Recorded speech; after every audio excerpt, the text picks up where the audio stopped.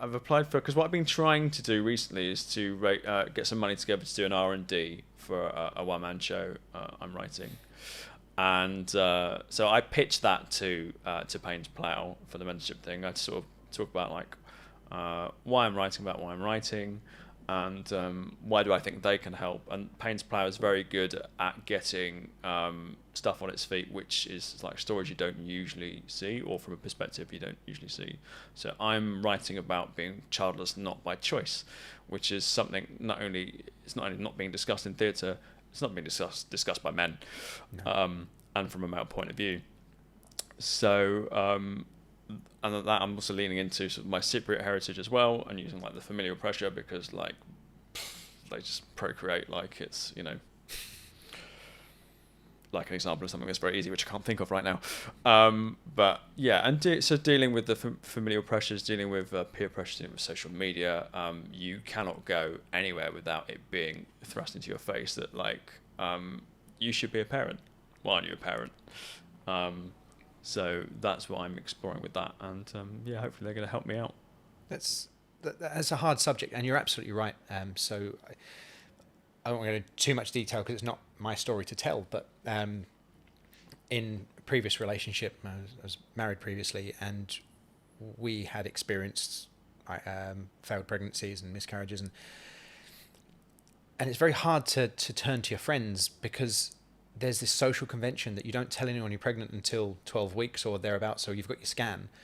So at the point at which people have early miscarriages, no one knows. And then because no one knows, you don't make a song and dance about it, and you don't get that support because no one knew in the first place. So what do? You don't go around telling people we were pregnant or I was pregnant. And to have fished a fetus out of the toilet and had to take it to the hospital and have experienced that was horrendous.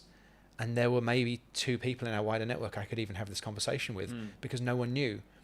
And it wasn't, again, my story to tell at the time, because I was having to look after my wife and make sure she was okay, and dealing with my own feelings. So it is something people should talk about more. It absolutely is. And it's wonderful to see more women talking about their experiences with struggling to conceive and struggling with that side of things.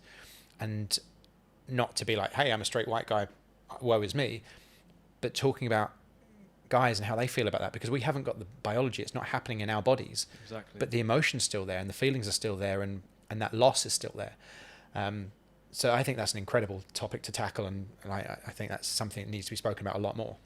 Yeah, I mean, I think it's I remember when Catherine Ryan started her podcast, her first episode was about her miscarriage, and I was really pleased. She was really leaning into the fact that all this old thing about, oh, you shouldn't tell anyone you're pregnant until 3 months, like it's all surrounded in like shame, like and if you can't have a baby, there's sort of shame around it, and that's why women can't talk about it, because biologically it's what they're supposedly built to do, right? That's what everyone should be doing. And I think also what's not discussed is that this idea that you can just have a baby, that it can just happen, and it's not that straightforward. A lot of people suffer with failed pregnancies in a variety of ways, yeah,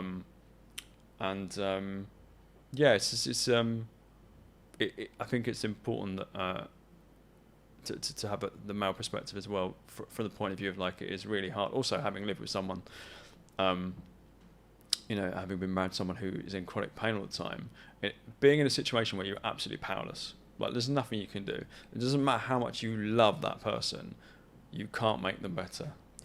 Yeah.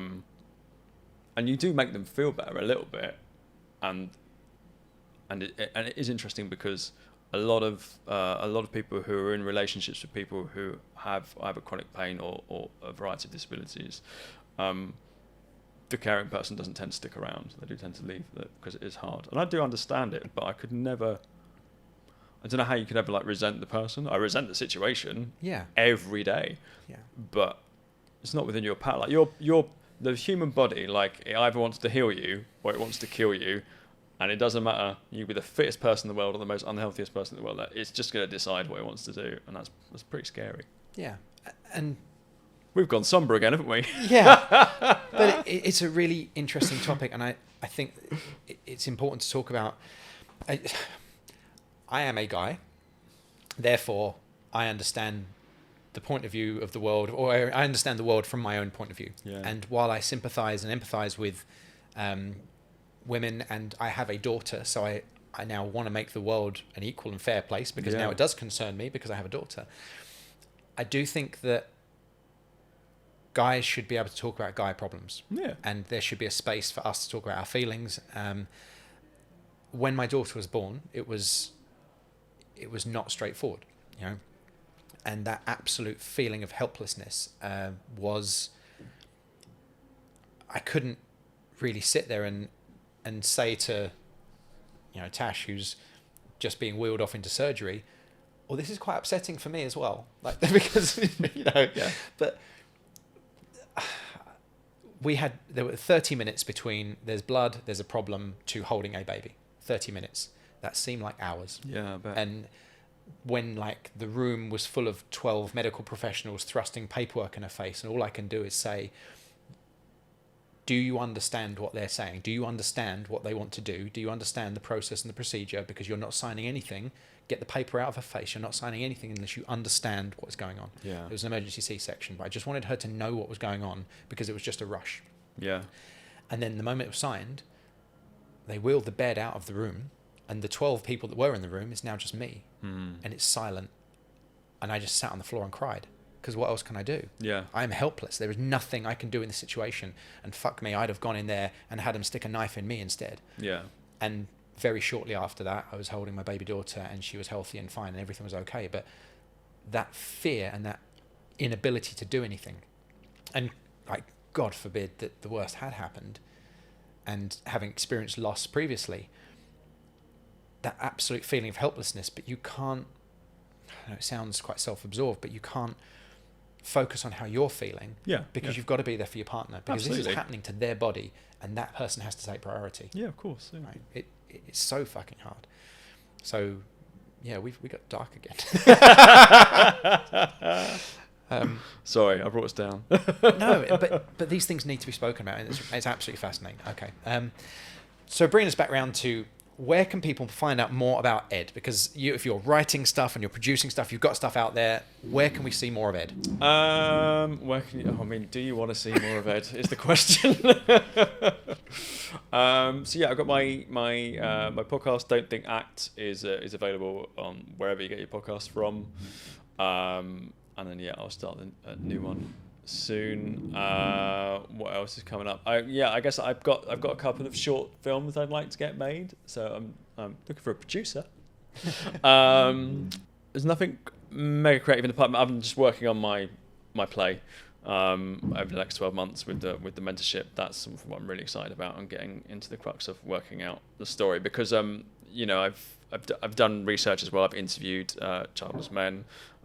There's things to read, podcasts to listen to. I don't want it to be like, this is my trauma.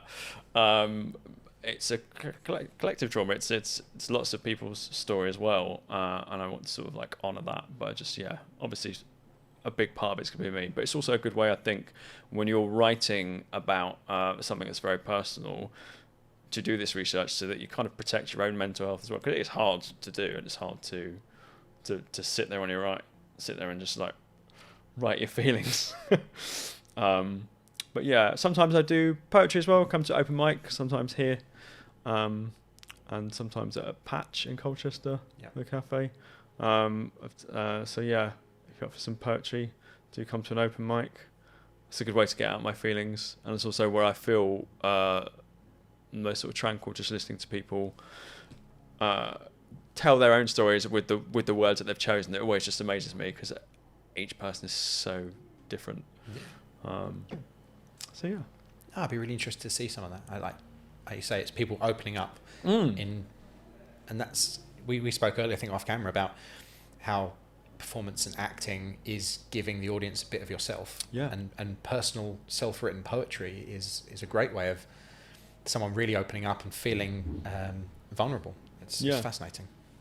And again, you see you connect with it because you hear something and you go, oh, that's a bit of me. I don't like that term. I feel seen. It's a bit overused now, but it's that thing of like you're not alone. Yeah. And that's like, I try and do that with my writing. I try and write about things to make people feel like they're not alone. I started the podcast, the Don't Think Actors, so I wanted other actors to not feel alone, to be like, yeah, there's so many of us who just aren't like struggling in different ways and looking at this in different ways and trying to sort of not conquer the business, but just sort of stay in it. Yeah. But it's a great business.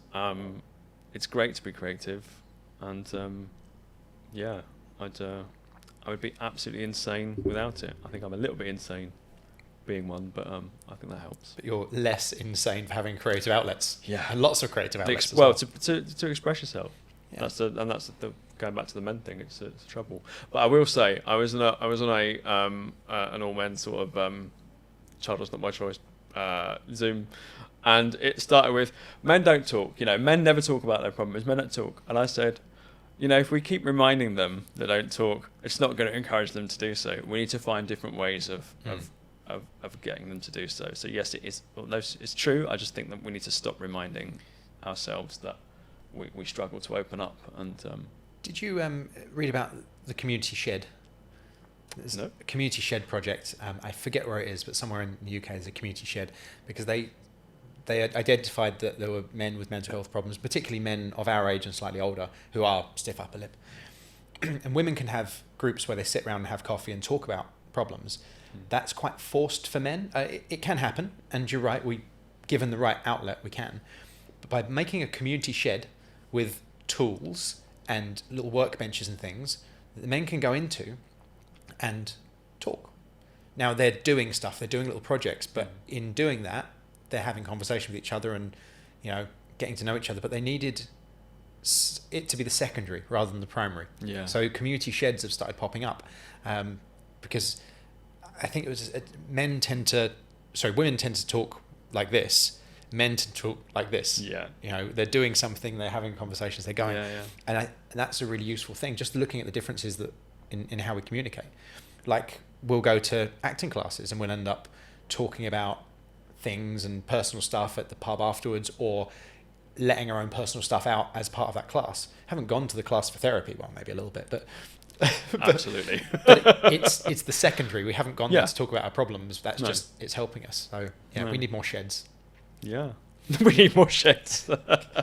That's the name of your episode. Yeah, we need more sheds. All right. Well, thank you so much, Ed. Like, a really, really interesting conversation. We've done a lot today. We have. It's been deep. We need to go have some coffee and cake now. Absolutely. Thank you so much. This has been a blast. Great. All right. Thanks. See you soon. Cheers.